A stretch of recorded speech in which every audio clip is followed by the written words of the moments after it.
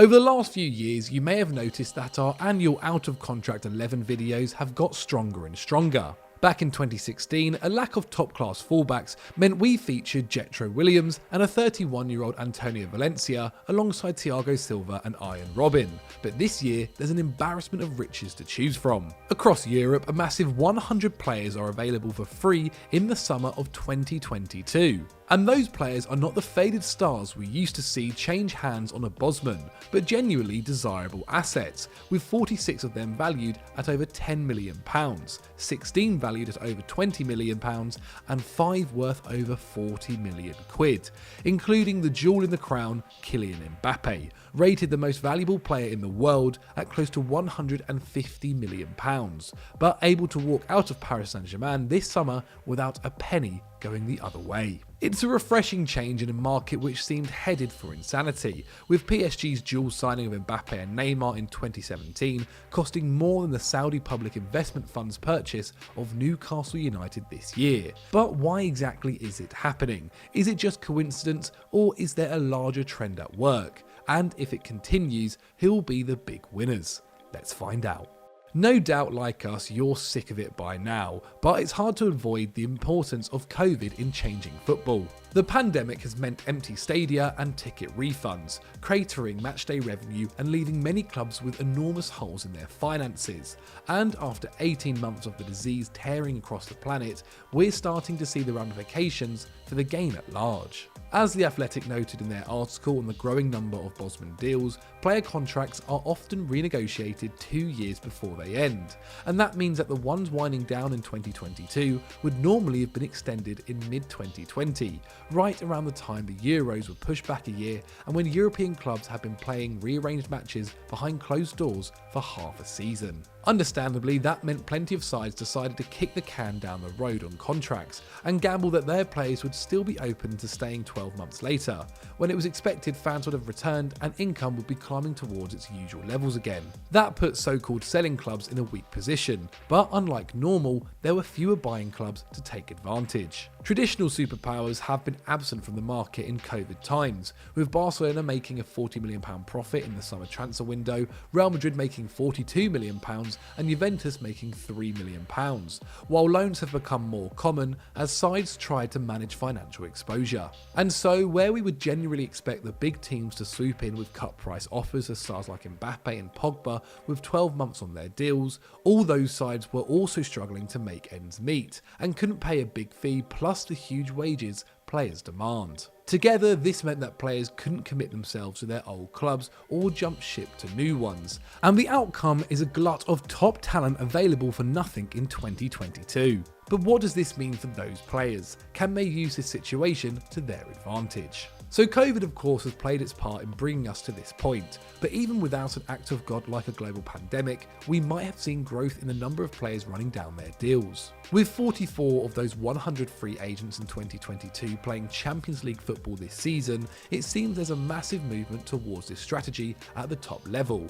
and that may be influenced by the events in other sports, like basketball, where big names like LeBron James and Kevin Durant have used free agency to secure astronomical paydays. Certainly, some of football's power brokers have seen this coming. Back in 2017, Arsene Wenger, one of football's great crystal ball gazers, told Reuters, "I think in the future you'll see free agency more and more.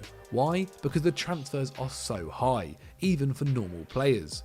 You will see more and more players going into the final year of the contract because no club will pay the amount demanded. In the next 10 years, it will become usual." Unfortunately, his foresight didn't stop Wenger getting railroaded into a £350,000 a week extension for Mesut Ozil months later, and though he was right on the rough shape of things, he perhaps missed the way that players themselves would help drive the change. Despite what the press would have you believe, with their constant attacks on high-earning players, up until now the big winners in football's insane transfer market have not been the footballers themselves, but the powers behind the scenes. Owners can take funds out of their clubs, can use big transfers to fatten them up for sale, and see stock prices or commercial deals boosted by an influx of money, while intermediaries and agents make mountains of cash by brokering lucrative deals. As long as 5 years ago, Donnarumma made a reported €50 million for his role in taking Paul Pogba back to Manchester United, and if it hadn't been for COVID,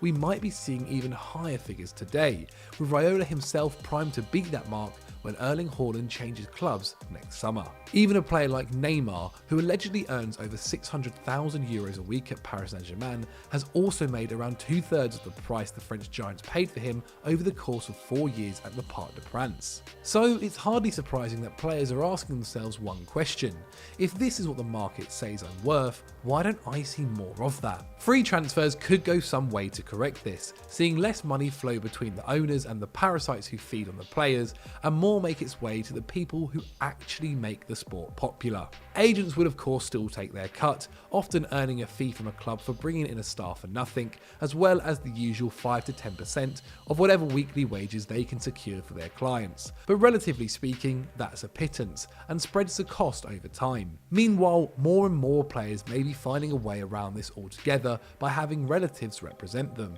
with Mbappe, Dybala and Ousmane Dembele, 3 of the 4 most valuable players out of contract this summer, all keeping it in the family, potentially allowing them to take some of the agents' fees themselves. If you take out big fees, players stand to earn much more in salary and signing bonuses, figures which are likely to be inflated further by competition for their signature among super clubs, and it would take a fool not to notice the enormous gains to be made by running down a contract. Real Madrid offered a reported €160 million for Mbappe in the summer of 2021, and while it was claimed at the time that it was PSG who nixed the move, any agent worth their fee would have advised the forward to say no himself, with a 12-month wait in which he gets to play with the greatest player of all time, meaning that if he does eventually switch to Madrid in 2022, he can simply ask Los Blancos to give him €50 million, €100 million, or even €150 million as a signing bonus. Disgusting sums of money to be sure, but still representing a saving for Florentino Perez.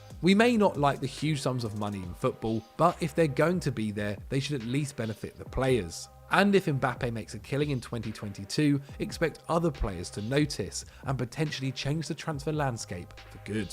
Contract expiry may have allowed megastars like Messi, Donnarumma and David Alaba to switch teams in 2021, but if you love the unpredictability of the market, don't worry too much. Traditional transfers aren't going anywhere anytime soon. Big clubs will always be looking to make game-changing signings, and that money will trickle down to smaller sides, reviving the summer frenzy, while COVID's receding influence will also loosen owners' grips on their wallets. But we can expect teams and players to be smarter about the way they conduct their business. Clubs may start renegotiating contracts for key players on a yearly basis to reduce the risk of a free departure, while the players may try to string out talks to improve their leverage. We may also see an increase in contract options. Some clubs, like Manchester United for example, often insert a clause in deals when they buy someone, giving them the ability to extend the contract by an extra year, but players don't have the same power. However, in the NBA, it's much more common for players to retain such options, allowing them to re-up their deal or walk on a free.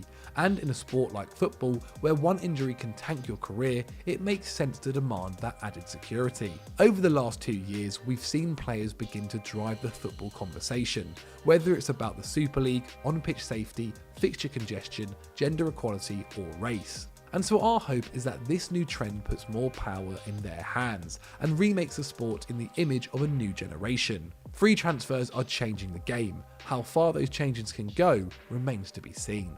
So that was our explained on why aren't top players signing new contracts. If you've enjoyed this video, then please smash the like button. We love making this style of content and it lets us know that you guys are enjoying it too. Let us know in the comments below on who you think will be signing a new contract and who won't be this summer and leaving on a free.